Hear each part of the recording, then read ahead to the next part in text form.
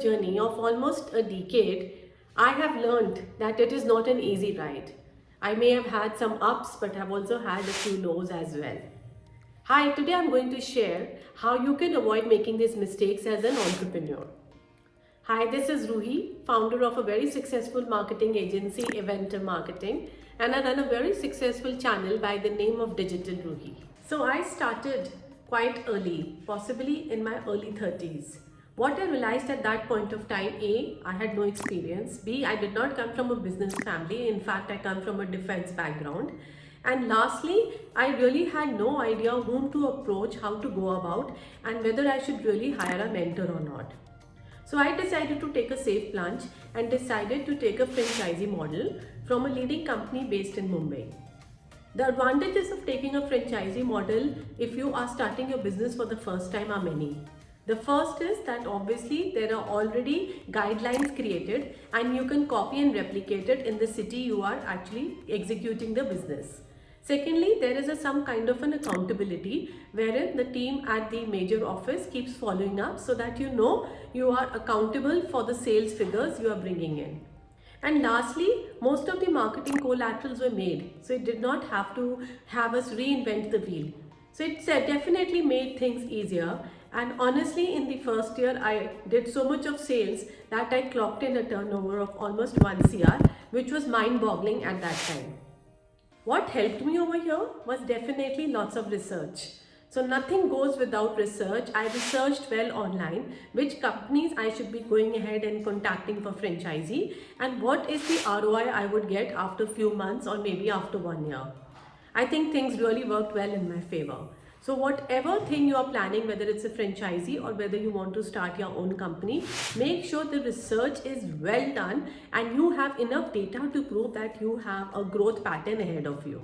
Most of the entrepreneurs fail because they try to do everything themselves. It's not about multitasking all the time. It's about going together as a team. So as we started, I realized that it was just possibly me as a solopreneur, and gradually I even included a few people who were competent in skills like business development, sales, or even for that matter, a creative person. This definitely helped me build up an ecosystem and it helped me execute the work seamlessly. The advantage of having a team are many. A is when you're traveling, your work doesn't stop. It's not that everything comes to a halt. The team is executing and there are processes which are streamlined. Nowadays with Google Drive and with other Google Sheets, you can easily create systems which can be integrated and there is an accountability of possibly as much as every day. This helps you create some milestones and how the company is achieving and how they are increasing the revenue month on month. So make sure that it is not just a one-person thing, it is something which you are building and the whole team is moving along with it. The third thing is always just working on building the business and not a brand. Many entrepreneurs make this mistake that they keep on thinking that, okay, I am getting the revenue, I am getting the money, what is the big deal about this? No, it doesn't work like this. What really works is you have to have your own brand so that you can actually create which lasts something for few decades and possibly create a legacy for the future generations. So this brand is something which you need to really build up. You need to have your brand identity, your brand positioning and the kind of communication you want to do for your target audience. It should not be just resulting in, as we put in simple words in the Hindi jargon, as dhanda chal raha hai.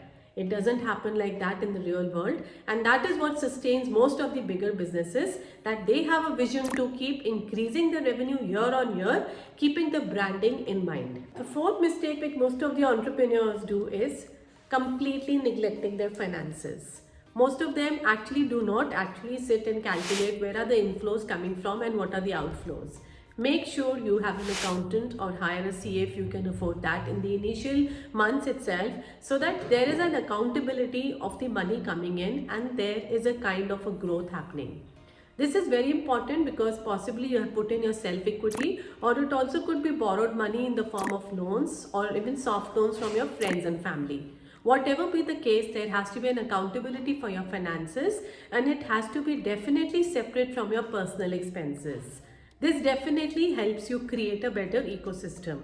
I, for myself, every month I take a take-home salary despite being an owner of a marketing agency. This helps me bifurcate a fixed amount every month and how I can put the rest of the money back in the business so that there is a growth and there is a kind of a revenue reaching out for the company in the longer run. The fifth mistake most of the entrepreneurs do is they're just focusing on the products and services and ignore the marketing and the sales part.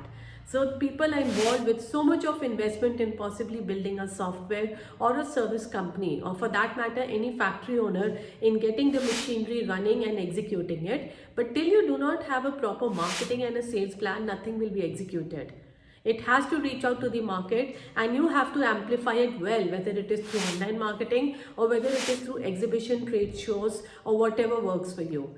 Do not stop over there. This is something which has to keep going viral and has to keep having the right kind of target audience coming to you at all times. That brings me to my last mistake which every entrepreneur should avoid, is that not hiring a mentor. A mentor is somebody who will guide you in creating your vision, mission, and finally reaching out to those sales numbers. So make sure that somebody who understands your business, it could be somebody who has already been a part of that industry, or it could be somebody who is already at a marketing level or a business consultant, and they have some fixed guidelines and some formats and templates which help you write down and achieve a proper business plan. Without a business plan and without a mentor, it is like literally groping in the dark.